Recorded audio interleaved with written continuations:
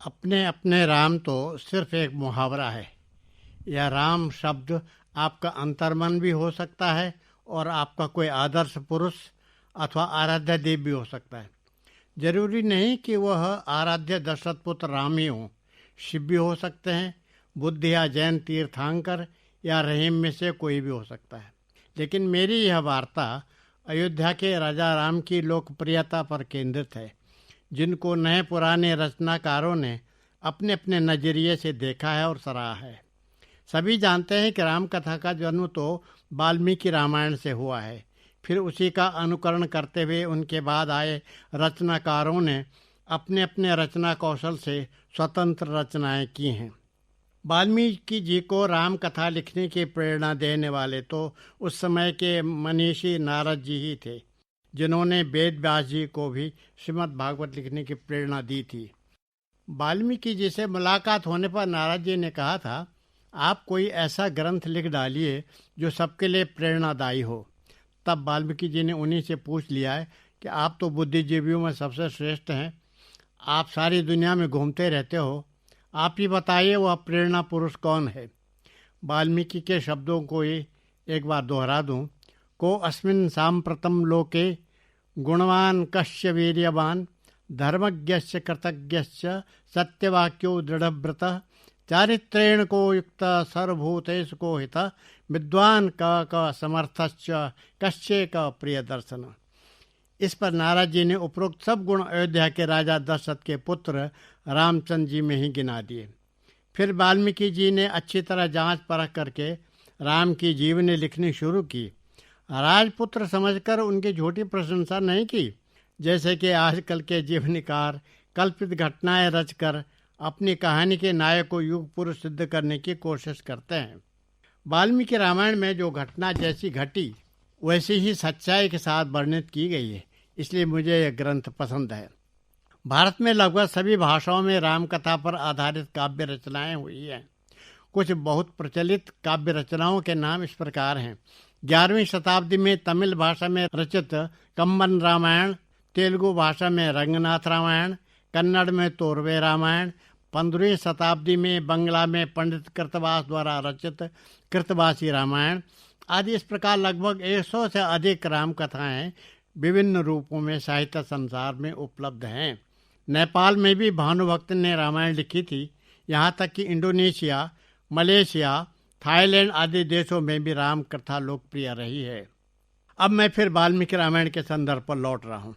राम की लोकप्रियता इस बात से सिद्ध हो जाती है कि जब राजा दशरथ ने अपने राज्यसभा में उनको अयोध्या का भावी सम्राट बनाए जाने का प्रस्ताव रखा तो सभी सभासदों ने जय घोष करते हुए ध्वनिमत से प्रस्ताव पारित कर दिया। दशरथ को अचंभित हो गए। उन्होंने इसका कारण पूछा तो सभासदों ने कहा कि राम धर्मज्ञ, सत्य प्रतिज्ञ आदि सब गुणों से संपन्न तो हैं ही, लेकिन हमें तो उनका यह गुण सबसे ज़्यादा पसंद आया कि वे किसी में दोष नहीं देखते, शांत चित्त और सांत्वना पूर्वक बात बोलते हैं। यदि कोई उनसे कठोर बात बोलता है तो उसका वह उत्तर नहीं देते। कोई अहंकार नहीं उनमें, सबसे मुस्करा कर बात करते हैं, सबके दुख सुख में शरीक होते हैं। बड़े सहज और सरल स्वभाव है उनका। जनता उनको अपना जैसा मानती है। वनवास अवधि में जब भरत उनसे मिलने जाते हैं तो उन्हें चिंता हो गई कि अयोध्या में कहीं किसी ने विद्रोह तो नहीं कर दिया, जिसके कारण ये लोग यहाँ सब भागे चले आए। वे भरत के कुशल क्षेम पूछने के बाद सीधा सवाल करते हैं कि क्या तुम अपने सैनिकों और कर्मचारियों को समय से उनके वेतन भत्ते देते हो या नहीं। देखो, उनके असंतुष्ट रहने पर राज्य में विद्रोह की घोर आशंका हर वक्त बनी रहती है। कश्चित बलस्य भक्तम च वेतनम च यथोचितम संप्राप्त काले दातव्यम ददासी न विलंब से। वाल्मीकि के बाद रामायण प्रेरित होकर वेद व्यास जी ने श्रीमद् भागवत के 9वें स्कंद में राम के चरित्र पर 2 अध्याय लिखे। फिर पुराणों और उपनिषदों में भी राम के चरित्र की चर्चा हुई। एक उपनिषद तो उनके नाम पर ही बना हुआ है, जिसका नाम राम तापनोपनिषद है। इसके बाद योग वशिष्ठ में भी उनकी चर्चा हुई है। इसके बाद संस्कृत साहित्य में महाकवि कालिदास ने अपने रघुवंश महाकाव्य के पूरे वंश पर ही काव्य लिख डाला, जिसमें उन्होंने राम के जन्म को जगत प्रथम मंगलम कहा है। अर्थात संसार का कल्याण करने वाला पैदा हो गया। कालिदास के बाद भवभूति ने भी राम कथा पर आधारित अपने उत्तर रामचरितम में तुलसीदास की तरह मंगलाचरण में वाल्मीकि का ही स्मरण किया। इदम कविभ्य पूर्वेभ्यो नमो वाक्पशास्महे वंदे हिताम वाणी अमृतात्मनः। हम अपने पूर्ववर्ती कवि वाल्मीकि, व्यास, भास, कालिदास आदि कवियों को नमस्कार करते हुए परब्रह्म परमात्मा का आवाहन करते हैं। उत्तर रामचरित में भवभूति ने करुणा के उदात्त पक्ष को उद्घाटित किया है, लेकिन उनकी करुणा का फोकस सीता के परित्याग को लेकर अधिक चर्चा में रहा। फिर भी एक पात्र के माध्यम से उन्होंने राम की तारीफ फिर भी करवाई दी। राम तो वज्रादपि कठोराणी मृदूनी कुसुमादपि, अर्थात वज्र से भी कठोर हैं लेकिन फूल से भी अधिक कोमल हैं। नाटककार भास ने प्रतिमान नाटक में राम की सुंदरता का वर्णन करते हुए उन्हें जगताम नयनाभिरामम कहा है। अब चलते हैं हिंदी साहित्य में भी राम से संबंधित विपुल साहित्य उपलब्ध है। भक्तिकालीन कवियों में कबीर दास कुछ अलग दृष्टिकोण के साथ राम के उपासक थे। उन्होंने भक्ति के नाम पर हिंदू मुसलमानों द्वारा जिस पाखंड का प्रदर्शन करना शुरू किया उससे वे व्यथित थे। कबीर के राम भले ही राजा न हो, लोक नायक न हो, लेकिन वे निर्गुण होते हुए भी सामाजिक मानवीय गुणों के प्रतीक थे। महावीर प्रसाद द्विवेदी ने एक बार कहा था कि कबीर के निर्गुण का मतलब गुणहीन होना नहीं है, बल्कि गुणातीत पर पहुंचना ध्येय है। उनका एक भजन बहुत लोकप्रिय हुआ जिसको कवि कुमार गंधर्व भी गाते थे। राम निरंजन न्यारा रे, अंजन सकल पसारा रे, अंजन उत्पत्ति ओंकार, अंजन मांगे सब विस्तार, अंजन ब्रह्म शंकर इंद्र, अंजन गोपी संग गोविंद रे। हिंदी काव्य में निर्गुणवाद पर शोध ग्रंथ लिखने वाले उत्तराखंड के गढ़वाल क्षेत्र में जन्मे और हिंदी साहित्य के पहले डीलिट उपाधि से विभूषित डॉक्टर पीताम्बर दत्त बड़थवाल ने तो कबीर और गांधी के विचारों में समानता देखी। उन्होंने राम को असहाय और निर्बल वर्ग का हितैषी के रूप में देखा, लेकिन दोनों का आग्रह पहले सत्य का मार्ग अपनाने पर ही केंद्रित रहा। साँच बराबर तप नहीं, झूठ बराबर पाप, जाके हृदय साँच है ताके हृदय आप। गांधी जी को सायंकालीन प्रार्थना में सभी धर्मों की प्रार्थना सम्मिलित होती थी। भक्ति काल के दूसरे कवि सूरदास यद्यपि नैष्ठिक कृष्णानुरागी भक्त थे, किंतु उनकी रचना सूर सागर और सूर सारावली में राम का चरित्र बड़े सरल और भावपूर्ण रीति से वर्णन किया गया है। हमारे निर्धन के धन राम, चोर न लेत घटत नहीं कबहूँ आवत गाढ़े काम, जल नहीं बूढ़त अग्नि नहीं दाहत है ऐसो हरि नाम, बैकुंठ नाम सकल सुखदाता सूरदास सुखधाम। हमारा जन्म भूमि यह गाँव, देखत वन उपवन सरिता सर परम मनोहर ठाऊं, सूरदास जो विदिन संकोचे तज बैकुंठ न जाऊं।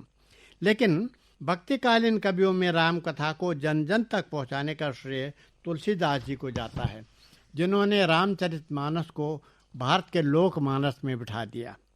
सबसे अधिक पठित यह ग्रंथ सभी पुराण, उपनिषद, गीता, भागवत के भक्ति का सार है, जो सरल भाषा में तुलसी जी ने लोकमानस में गहरे पहुंचा दिया।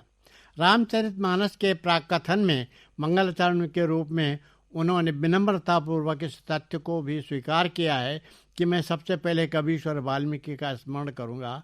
पुराण और शास्त्रों के अध्ययन से जो कुछ मुझे मिला उसी को मैंने अपने स्वांतः सुखाय यहाँ निवेदित कर दिया।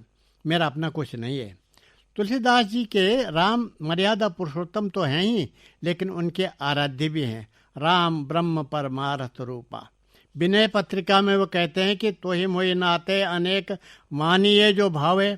मानस का उत्तरकांड तो रामायण का सार है। श्रीमद् भागवत गीता और श्रीमद् भागवत के उपदेशों को उन्होंने मानस के अंदर सरल शब्दों में समझाया है। तुलसीदास जी के राजा राम पर भी एक नज़र डालें। राज्यभार ग्रहण करने पर उन्होंने जनता को अपने संबोधन में कहा कि मुझसे यदि कोई गलती हो जाए तो मुझे सावधान करने में संकोच न करना, निर्भय होकर अपनी बात बताना। सुनऊं सकल पुरजन मम बानी, कहूँ न कुछ ममता उर आनी। जो अनीत कछु भाषो भाई, तो मोहि बरजऊं भय बिसराई। ओरछा मध्य प्रदेश निवासी रीतिकालीन कवि केशवदास भी राम भक्त थे। उन्होंने भी संस्कृत और हिंदी दोनों भाषाओं में रचनाएं लिखी हैं। रामचंद्रिका उनकी रचना राम के चरित्र पर आधारित है। तुलसी के समकालीन रहीमदास यद्यपि कृष्ण भक्त थे, लेकिन उनकी मैत्री तुलसी से खूब रही।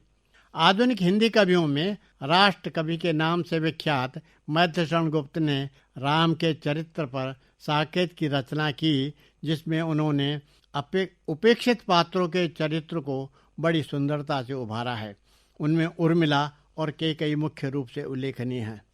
सूर्यकांत त्रिपाठी निराला जी ने राम की शक्ति पूजा पर संगीत में एक लंबी कविता लिखी है, जिसमें यह बात सामने आई कि रावण के साथ युद्ध से पूर्व राम ने शक्ति की पूजा की थी।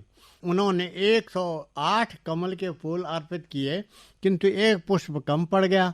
तब उन्हें ध्यान आया कि उनकी माँ उनको राजीव नयन बोलती थी, तो क्यों न अपनी ही एक आंख देवी को भेंट कर दूं। जैसे ही राम ने अपनी आंख निकालने के लिए अस्त्र उठाया, देवी ने प्रसन्न होकर कहा, रुको, मैं प्रसन्न हुई, विजयी भव। यह है उपाय कह उठे राम जो के मंद्रित घन, कहती थी माता मुझे सदा राजीव नयन। 2 नील कमल हैं शेष, अभी यह पुरश्चरण, पूरा करता हूँ देकर मात एक नयन। तो यह थी अपने अपने राम की कथा, जिसको मैंने अपनी अल्पबुद्धि से बखान किया है। चलते चलते एक प्यारा प्रसंग राम की सादगी और भोलेपन पर। किसी कवि ने लिखा, रावण के भाई कुंभकर्ण ने जब रावण से पूछा, तुम राम का वेश धारण करके भी सीता को अपने वश में कर सकते थे, युद्ध की नौबत ही न आती। तब रावण ने कहा कि मैं राम के भोलेपन की नकल न कर सका। जब मैं राम का रूप बनने के लिए दूरबादल शाम राम के अंगों का ध्यान करने लगता, त्यों ही एक एक करके मेरे हृदय से सारे कलुष समाप्त होने लगते। फिर तो को सीता को वश में करने का प्रश्न ही समाप्त हो गया। रामम किन्न भवान भून तत्शृणु सखे तालीदल श्यामलम, रामांगम भजतो ममापि कलुषो भाव न संजायते। तो अपने अपने राम में अपने अपने अवधारणा है, जो जिसको जैसा आनंद आए वैसा उसको याद करे।